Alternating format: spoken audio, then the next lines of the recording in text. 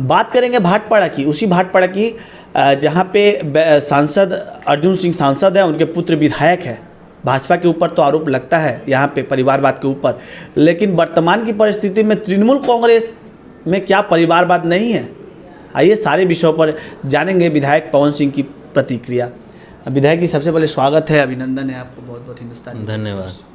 कैसे जवाब देंगे? एक तरफ बोला जाता है कि आप विधायक हैं, आपके पिता सांसद हैं, कहीं ना कहीं आपके भाई जो है चेयरमैन रह चुके हैं, तो परिवारवाद का आरोप लग रहा था। वर्तमान की परिस्थिति में एक तो और भाटपाड़ा की चेयरमैन जो है उनके पुत्र विधायक है, आप बीजपुर चले जाएंगे कमोबेश एक ही परिस्थिति है, एक भाई विधायक है, एक भाई जो है चेयरमैन है। नहटी चले जाएंगे तो पति जो है काउंसिलर है, पत्नी भी काउंसिलर है। नोआपाड़ा चले जाएंगे संजय सिंह नन्हे सिंह, वो भी काउंसिलर, उनकी पत्नी भी काउंसिलर है। कैसे जवाब देंगे? देखिए, परिवारवाद और ये सब जो बातें वो बिल्कुल मुझे लगता है सही नहीं है। देखिए, एक डॉक्टर भी है जो कभी ना कभी सोचता है कि मेरा भी लड़का डॉक्टर बनेगा। सोचना और होना दो अलग चीज़ें होती है। डॉक्टर चाहता है कि उसका लड़का बने, लेकिन उसका लड़का तभी बनता है जब एग्ज़ाम पास करता है, मेहनत करता है, मेहनत करके एग्ज़ाम पास करता है और पास करने के बाद उसकी काबिलियत पे जाके वो डॉक्टर बनता है। आप देखिए, जहाँ बात मेरी उठ रही थी जब मुझे विधायक का टिकट मिला था, पार्टी ने कुछ सोचा होगा, समझा होगा, और क्योंकि बड़ी पार्टी है तो पार्टी तो ऐसे ही किसी को टिकट देती नहीं है। पार्टी बहुत सारी मतलब ग्राउंड लेवल पे सर्वे कराती है। सर्वे कराने के बाद उसको लगा होगा कि नहीं, ये लड़का जो कि अभी प्रेजेंट जो ये हैं एमपी हैं उनका लड़का है, लेकिन शायद इस लड़के में कुछ अलग अपना कुछ क्वालिटी है, या लोगों में इसका एक अलग एक छवि है या एक अलग पहचान है, तो इसको एक मौका देना चाहिए। और ये विश्वास से, ये सर्वे से उन्होंने हमको टिकट दिया। और टिकट देने से ये तो नहीं हो गया कि मैं विधायक बन गया। उसके बाद लोगों का अपना जो वोट है, लोग ने वोट दिया, वोट देने के बाद मुझे जिताया। और मैं, चलिए मानते हैं एक बार बाई चांस हो भी सकता है कि बाई चांस मैं गलती से एमएलए बन भी सकता है, लेकिन दूसरी बार भी हुआ। दूसरी बार, पहली बार इसलिए बोल सकता हूँ कि बाई चांस, क्योंकि मेरे अगेंस्ट में जो मदन मित्रा जी थे, उनकी शायद ऑलरेडी छवि बहुत ख़राब हो चुकी थी। उनकी छवि बहुत अच्छी नहीं थी। शायद वो शारदा कांड ये सब चीज़ों में वो उनकी इन्वॉल्वमेंट थी, जिसकी वजह से शायद मुझे जीतने में, मैं बोल सकता हूँ, या आसानी होगी। बोलने वाले बहुत कुछ बोलते हैं, लेकिन सेकंड बार जो हमारे जिनके साथ फाइट हुई थी वो यहीं के थे, लोकल थे, और वो भी अपने लेवल में बहुत लोगों को बहुत कुछ करते रहते हैं, तो उनकी एक छवि थोड़ी बहुत ठीक भी है। तो उनसे मेरी थी, और उसके बाद भी जनता ने वोट देके जिताया।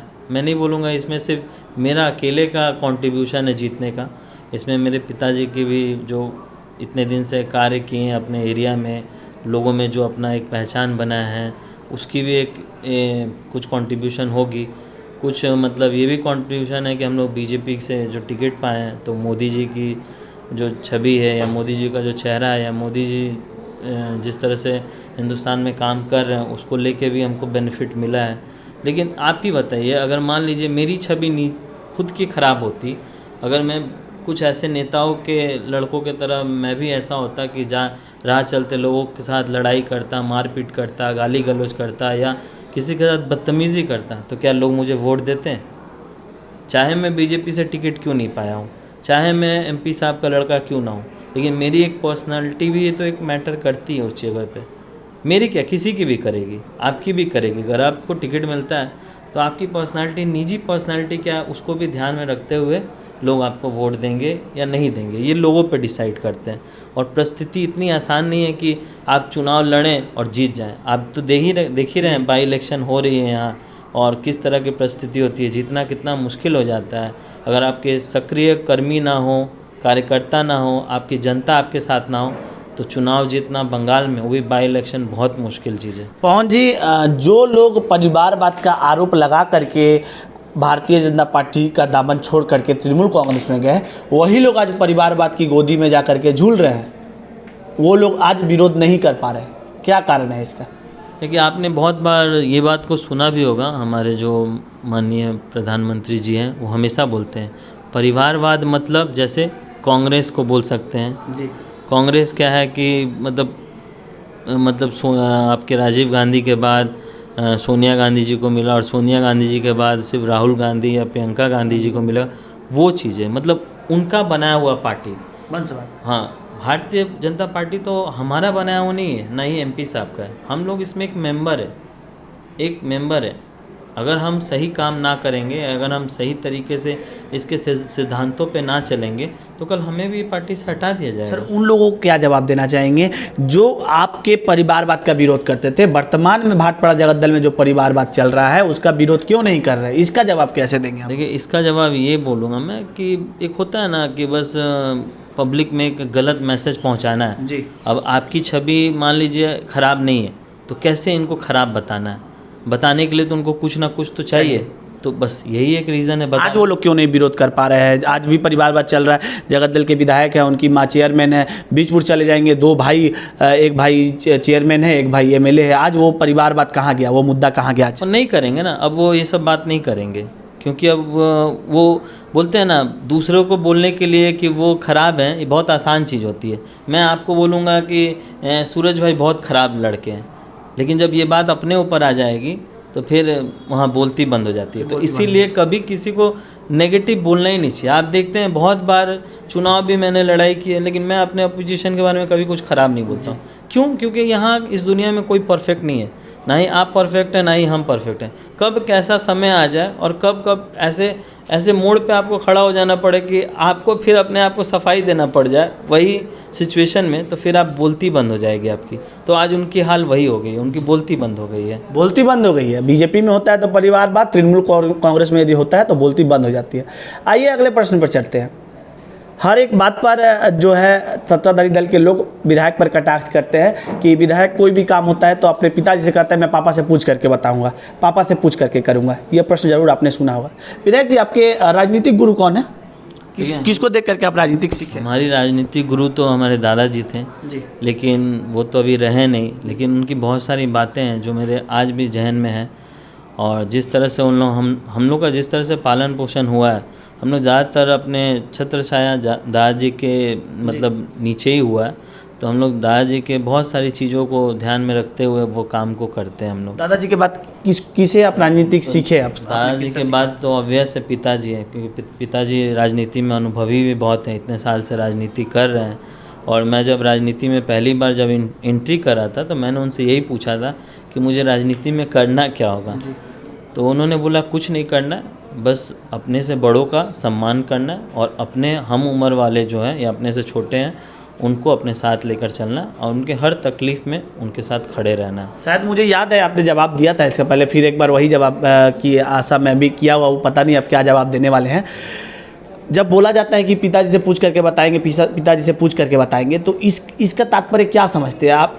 आपके पिताजी आपके राजनीतिक गुरु है, क्या उसके कारण से आप अपने पिता से पूछते हैं? क्या आपके पिता सांसद है, इसके कारण आप अपने पिता से चर्चा करते हैं, या सच में कोई भी विषय होता है तो अपने पिता से पूछ करके ही करते हैं? क्या है? नहीं, बिल्कुल नहीं। जैसे आप भी देखते हैं, जैसे मैं एक उदाहरण दिया हूँ कि अगर डॉक्टर का बेटा अगर डॉक्टर बनता है तो ऑब्वियस है उसके पिता अगर बहुत अनुभवी है, उस लाइन में एक्सपीरियंस्ड है, तो भी बहुत सारे केस अपने फादर का डिस्कस करता है। और डिस्कस करने के बाद वो ऑपरेशन थिएटर में या कोई भी ऐसे केस में वो आगे बढ़ता है। तो अगर वो मेरे पॉलिटिक्स में वो मेरे एक्सपीरियंस्ड हैं और वो जानकार है उस चीज़ में, तो मैं अगर कोई चीज़ उनसे अनुभव कर मतलब उनसे डिस्कस करता हूँ तो इसमें ख़राब क्या है? मुझे तो नहीं लगता इसमें कोई ख़राबी है।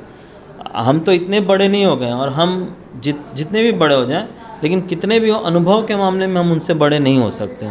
तो अगर अनुभव के सामने अगर बात किया जाए तो मुझे लगता है कि हर आदमी अपने अनुभवी आदमी के साथ डिस्कस करेगा। और सबसे बड़ी चीज़ है, हम जिस समाज में रहते हैं, माता पिता से पूछ के कोई काम करना ख़राब नहीं माना जाता उसको।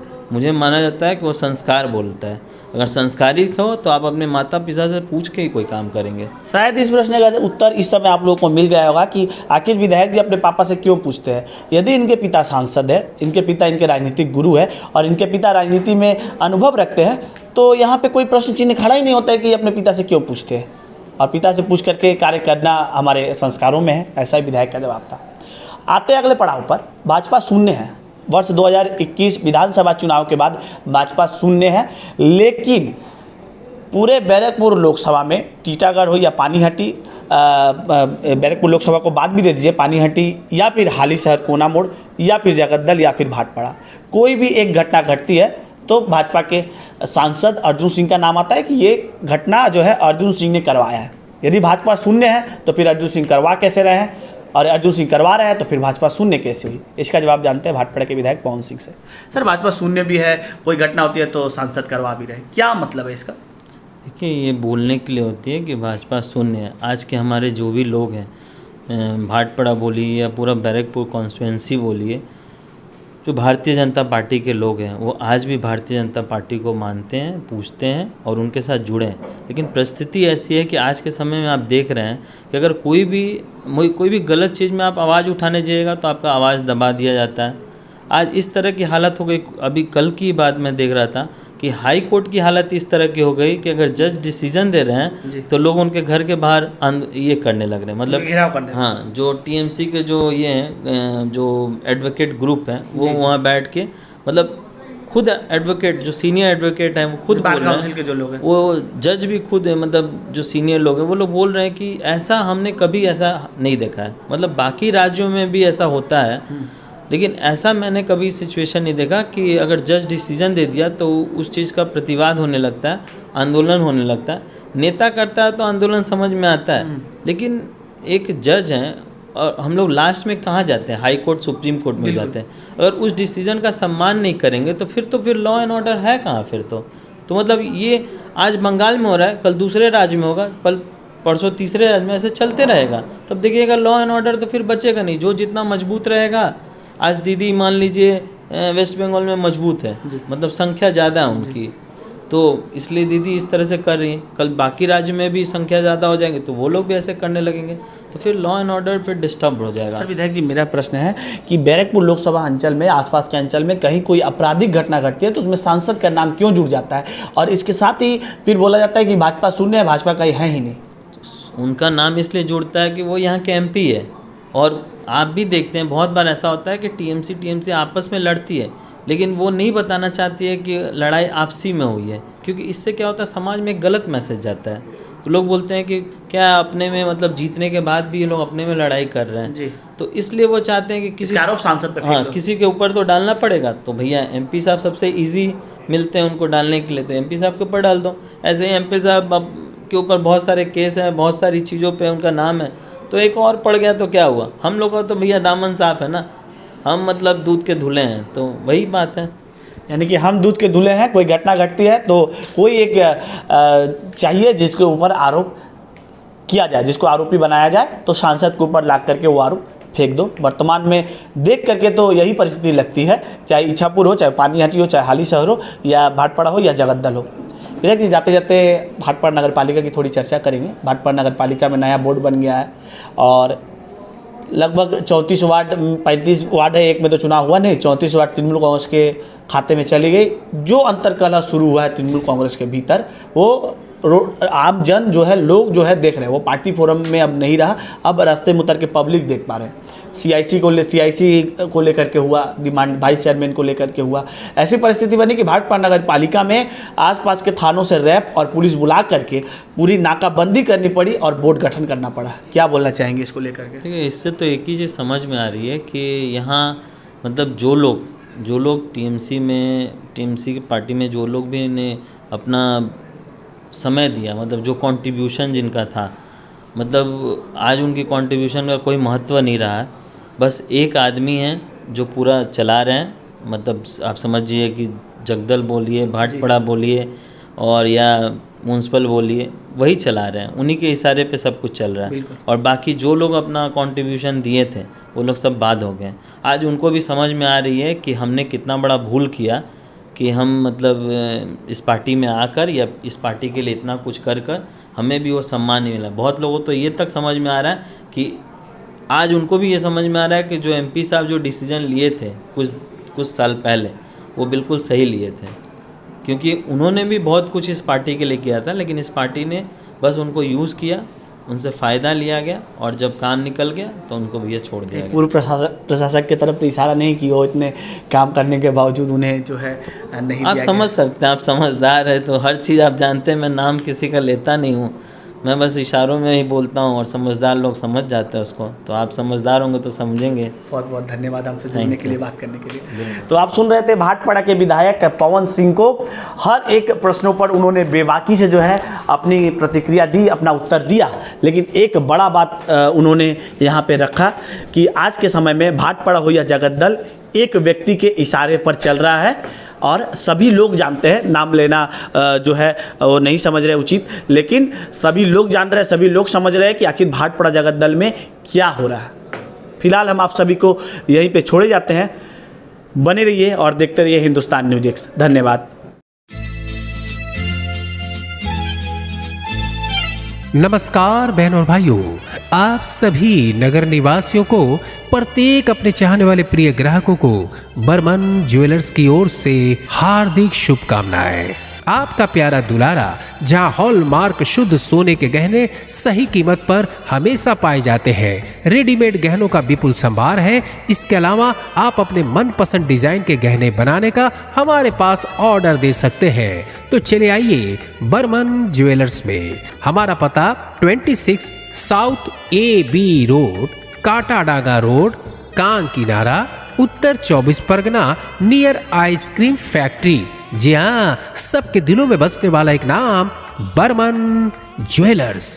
अपने सामर्थ्य के अनुसार कोर्स पूरा करके खुद का मैन पावर लाइसेंस द्वारा सब छात्रों को विदेश में नौकरी देने का श्रेष्ठ पता, dolphin school of hotel management.